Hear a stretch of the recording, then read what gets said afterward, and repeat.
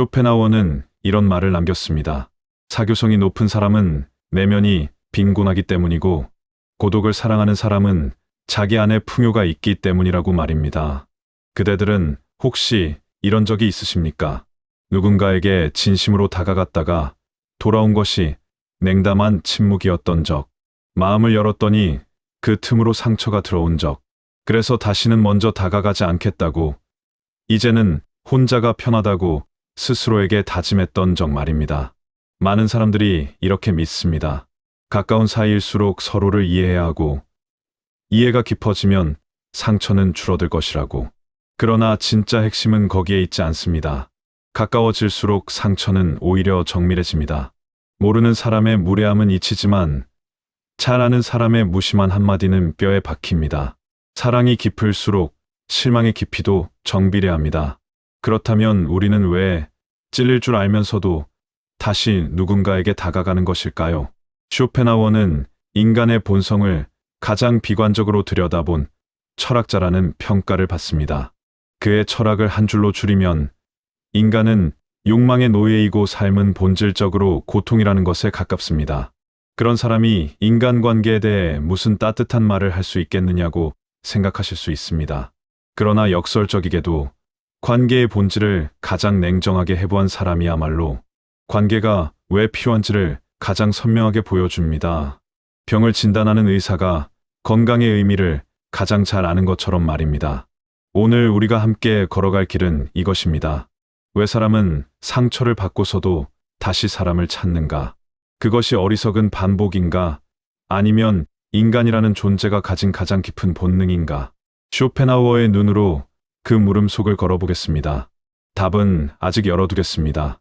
다만 하나의 실마리만 먼저 드리자면 쇼펜하우어 자신이 평생을 고독 속에 살면서도 끝내 사람을 완전히 놓지 못했다는 사실, 그 자체가 이미 하나의 답일 수 있습니다.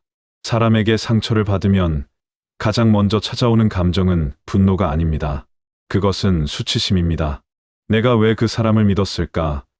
왜 그렇게까지 마음을 열었을까 하는 자기 향한 당혹감이 먼저 밀려옵니다. 그 수치심이 충분히 쌓이면 우리는 하나의 결론에 도달합니다. 혼자가 편하다는 것. 이 문장은 상식처럼 들립니다.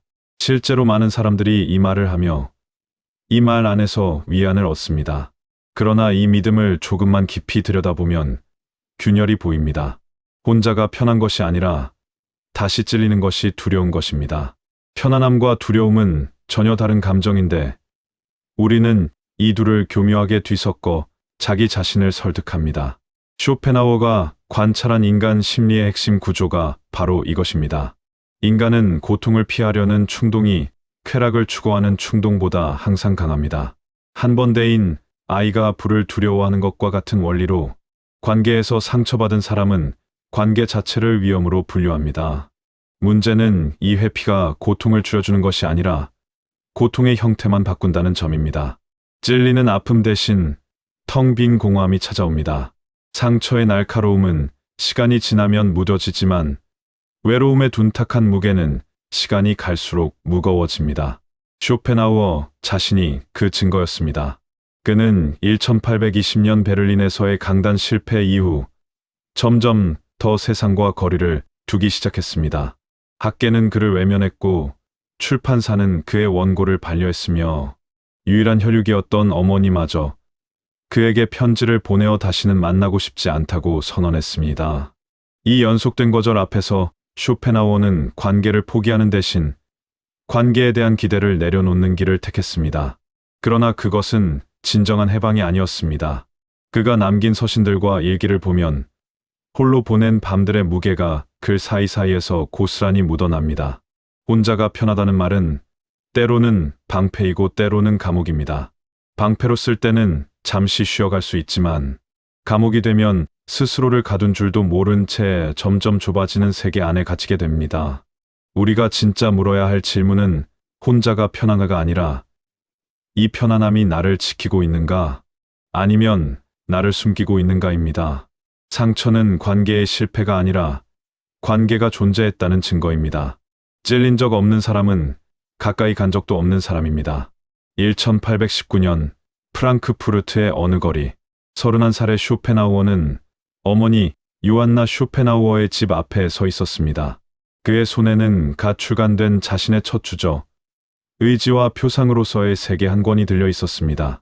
세상이 알아주지 않더라도 어머니만큼은 이 책의 무게를 이해해 줄 것이라는 기대가 있었을 것입니다. 그러나 요한나의 반응은 차가웠습니다.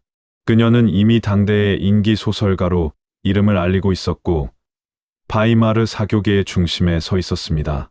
아들의 철학서는 그녀의 관심 밖이었습니다. 전해지는 이야기에 따르면 요한나는 아들에게 이런 취지의 말을 했습니다.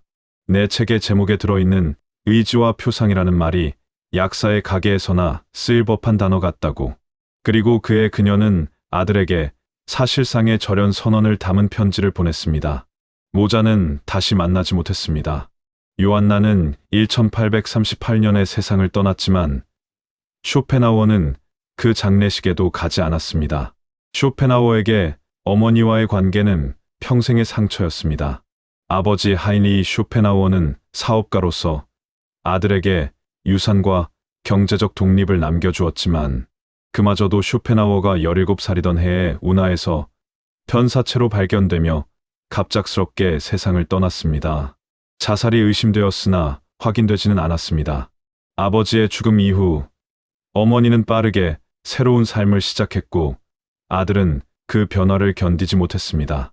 그가 평생 여성에 대해 부정적인 시선을 갖게 된 것도 인간 관계의 본질을 고통이라 규정한 것도 이 원초적 상처와 무관하지 않을 것입니다. 그러나 여기서 주목할 것은 상처 그 자체가 아닙니다. 쇼펜하우어가 어머니에게 그토록 깊이 상처받을 수 있었던 이유가 무엇인지를 살펴야 합니다. 답은 단순합니다. 그가 어머니를 사랑했기 때문입니다. 기대가 없었다면 실망도 없었을 것이고 사랑이 없었다면 그 상처는 평생의 짐이 되지 않았을 것입니다. 쇼펜하우어의 어머니와의 관계는 우리에게 하나의 불편한 진실을 보여줍니다. 우리가 가장 깊이 상처받는 곳은 가장 깊이 사랑했던 곳이라는 사실입니다. 직장 동료의 냉담함은 잊힙니다. 그러나 부모의 무관심, 배우자의 무시, 오랜 친구의 배신은 시간이 아무리 흘러도 완전히 지워지지 않습니다. 상처의 깊이는 관계의 깊이에 정비례합니다. 상처는 관계의 실패가 아니라 관계가 존재했다는 증거입니다. 쇼펜하우어가 어머니에게 받은 상처의 크기는 곧 그가 어머니에게 품었던 사랑의 크기였습니다. 쇼펜하우어의 저작 속에 등장하는 어떤 장면이 있습니다. 추운 겨울밤, 고슴도치 무리가 서로의 체온을 나누려 모여드는데 너무 가까이 붙으면 서로의 바늘에 찔려 아프고 너무 멀어지면 얼어 죽게 됩니다. 결국 그들은 적당히 따뜻하면서도 찔리지 않는 거리를 찾아 거기에 머뭅니다. 쇼펜하우어는 이것을 인간관계의 원형이라 보았습니다. 이 이야기를 처음 들으면 고개가 끄덕여집니다. 적당한 거리가 필요하다. 너무 가까이 가지도 말고 너무 멀리 있지도 마라. 그런데 잠깐, 적당하다는 것은 대체 어디입니까? 그 거리를 누가 정하고 누가 먼저 물러서야 합니까? 현실의 관계에서 적당한 거리란 한번 정하면 고정되는 좌표가 아닙니다. 그것은 상대방의 상태, 나의 감정, 그날의 분위기에 따라 매 순간 달라지는 유동적인 것입니다. 여기에 인간관계에 진짜 어려움이 있습니다. 거리를 조절하는 과정에서 우리는 반드시 찔리게 되어 있습니다. 한 발 다가갔다가 물러나고 다시 다가갔다가 다시 찔리는 그 시행착오의 연속이 관계의 실체입니다. 문제는 찔리는 것 자체가 아니라 찔린 뒤에 어떻게 하느냐에 있습니다. 한 여성이 있었습니다. 20년 가까이 친하게 지내온 벗이 있었는데 어느 날 그 벗이 모임 자리에서 그녀의 가정 사정을 가볍게 흘렸습니다. 악의는 없었을 것입니다. 그러나 듣는 순간 얼굴이 달아오르고 속이 텅 비는 느낌이 들었습니다. 그날 이후 그녀는 그 벗의 연락을 받지 않았습니다.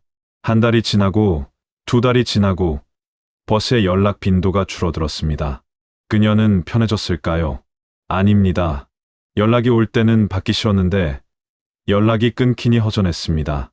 찔리는 것이 두려워 물러났더니 이번에는 추위가 찾아온 것입니다. 고슴도치의 바늘에는 한 가지 비밀이 있습니다. 바늘은 상대를 밀어내려고 존재하는 것이 아닙니다. 그것은 자기 자신을 지키기 위한 보호막입니다. 모든 사람에게는 바늘이 있습니다. 그것은 결점이 아니라 그 사람이 살아온 시간이 만들어낸 자기 보호의 흔적입니다. 가시를 품고 있다는 사실 때문에 관계를 포기하는 것은 비가 온다는 이유로 밖에 나가지 않겠다고 선언하는 것과 다르지 않습니다. 상처는 관계의 실패가 아니라 관계가 존재했다는 증거입니다.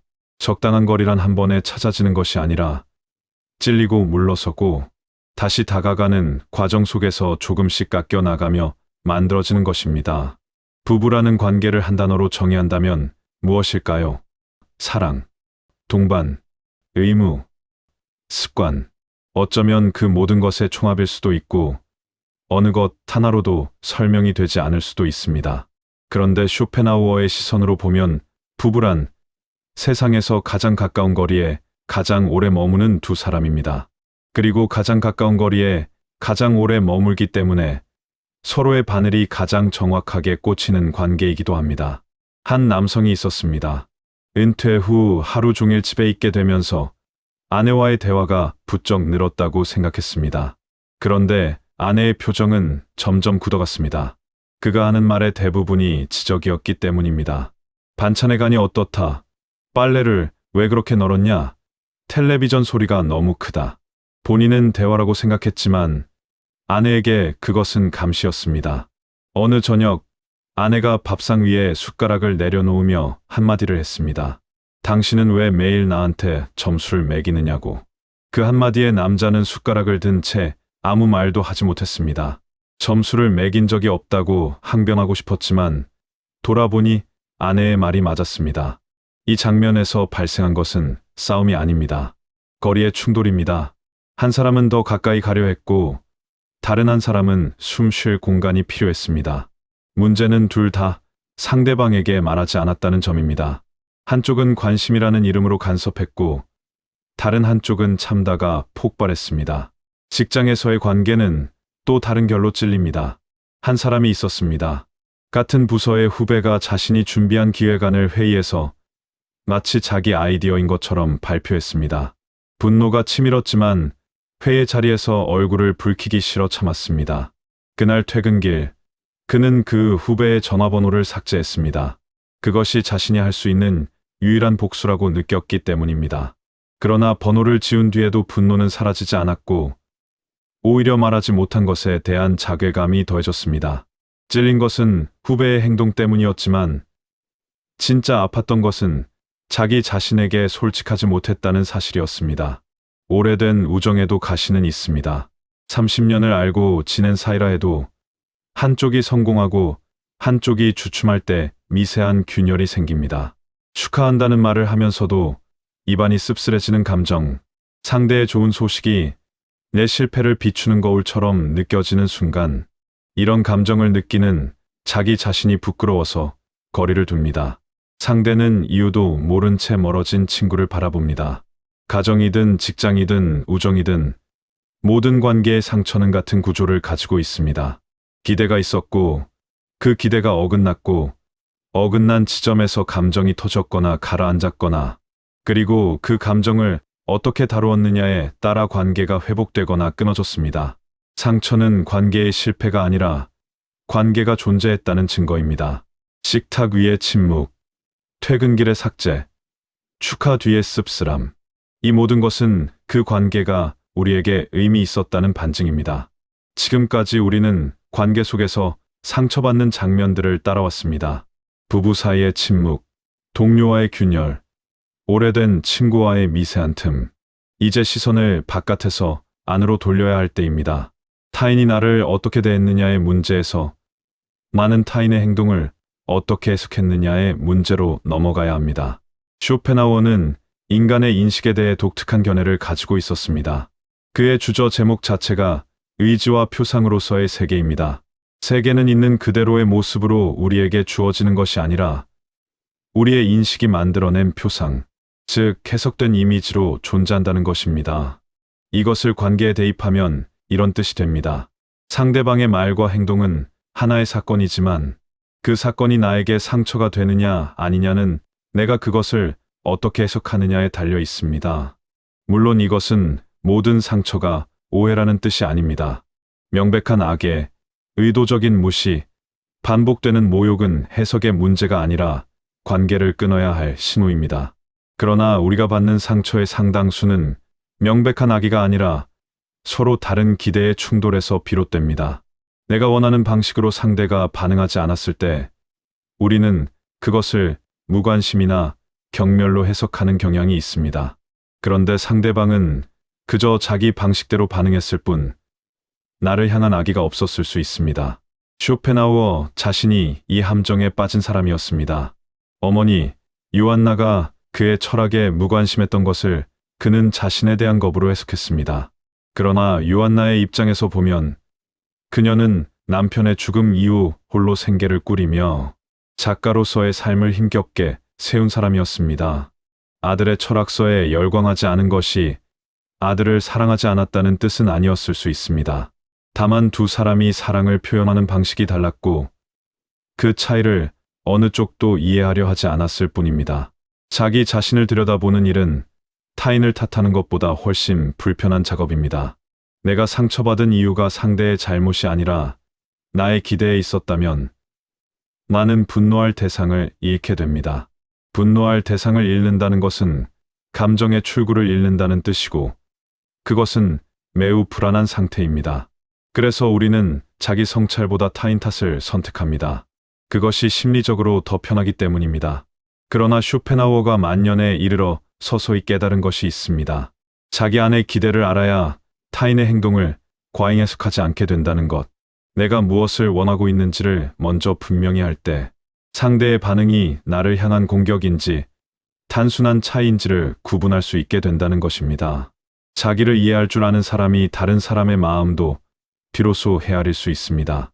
관계의 문제는 결국 자기 인식의 문제로 돌아옵니다. 쇼펜하우어의 철학을 오래 읽다 보면 한 가지 기묘한 모순을 발견하게 됩니다. 그는 인간관계를 고통이라 말했지만 그 고통의 구조를 분석하는데 생의 상당 부분을 바쳤습니다. 관계가 정말로 무의미했다면 분석할 필요조차 없었을 것입니다. 의미가 있기 때문에 그것이 왜 아픈지를 알고 싶었던 것입니다. 여기에 쇼펜하우어의 진짜 깊이가 있습니다. 그는 관계를 피하라고 말한 것이 아닙니다. 관계에 대한 환상을 버리라고 말한 것입니다.